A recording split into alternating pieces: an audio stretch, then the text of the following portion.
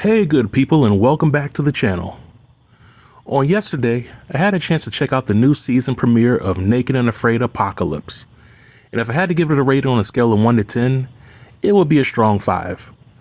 Although this new series was promoted as a fresh and unique take on Naked and Afraid, it looks like more of the same, and the pacing for the season premiere was pretty slow. Over the course of this review, I will share my thoughts on the concept of the show, as well as the 4 teams for the season. So without any further delay, let's jump right in. Prior to watching this season premiere, I saw the promotion for Naked and Afraid Apocalypse, and I thought to myself, this show looks very similar to Naked and Afraid Castaways, which came out in 2023. In Castaways, 12 survivalists were marooned on an abandoned island, and the cast members had to form teams of 3 to salvage what they could to survive for several weeks. When I saw Castaways, I initially thought that the show had a lot of potential, but after a while, it seemed like the format of the show was a slap in the face to hardcore fans of Naked and Afraid. And this was largely due to the several instances throughout the season in which it felt like the experience on Castaways was far less brutal than the experience on your regular Naked and Afraid challenge. Unfortunately, I'm getting the same feelings with this new series. The location may seem like an abandoned landscape, but there are plenty of materials that are available that any seasoned survivalist can find and use to their advantage on a show like this. Compare that to your regular Naked and Afraid challenge, where the only items that you get to use are the ones that you bring or that the show provides you. In my opinion, the regular format is better at displaying how resourceful a survivalist can be when they have to do more with less. And just like with Castaways, I'm pretty sure that this season of Naked and Afraid will contain several tap-outs, and at some point, the remaining survivalists will merge into one camp and plan their extraction. So all in all, I think that some fans of Naked and Afraid will appreciate the show for what it's worth, but I don't think that this series is for everybody. Now let's move on to the teams for the season. The strongest team for this season of Apocalypse has got to be Team Steven, Frank, and Alexa. They all seem to have great chemistry, as well as a great work ethic. In this episode, they create one of the most impressive bomas out of junk, and they were able to secure some source of food during the first few days. Frank injured himself while handling some scrap metal, but he was checked out by the medic, and he seems to be fine. Going forward, I don't foresee anyone on this team having any issues making it to the end of the challenge. The second strongest team would have to be the team of Wes, Miranda, and Steve. Just like Steven, Frank, and Alexa, Wes, Miranda, and Steve have very good chemistry, and they're not allowing their egos to get in the way of making progress. In this episode, Wes, Miranda, and Steve use an abandoned building as part of their shelter, which is an example of working smarter and not harder. But if it's the wet season, then they will eventually have to make some adjustments to that shelter, or they'll have to move to a completely different location. When it comes to this team, I do wonder if Wes will make it to the finale.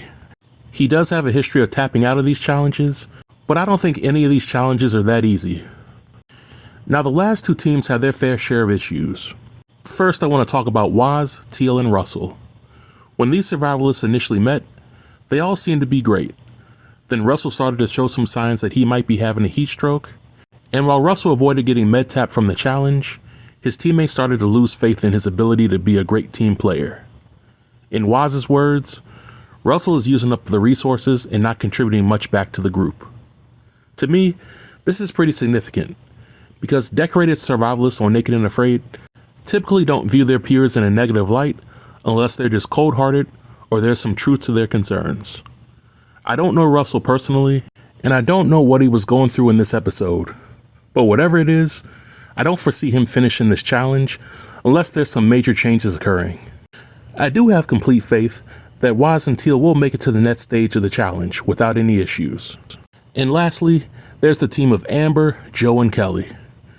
What started off as positive vibes and good times quickly turned into an all-out battle between Joe and Kelly, while Amber watched from the sidelines.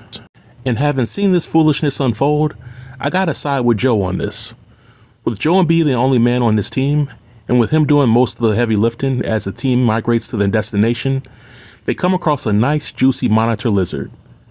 Kelly is the closest to the lizard, and for some odd reason, she does not want to kill it. Joe wants Kelly to kill the lizard because the next meal on Naked and Afraid is never guaranteed. Kelly was opposed to this idea because of all the hypotheticals. She claimed that she didn't know how far the migration zone was from where they were, which might have been true, but we later found out that the zone was less than a mile away. She also claimed that they needed to kill the lizard near a source of water so that their bodies could digest the meal properly, which also might have been true, but it seemed like Kelly was looking for every excuse in the book to get out of killing that lizard. The tensions between Joe and Kelly continued all the way to the end of the episode.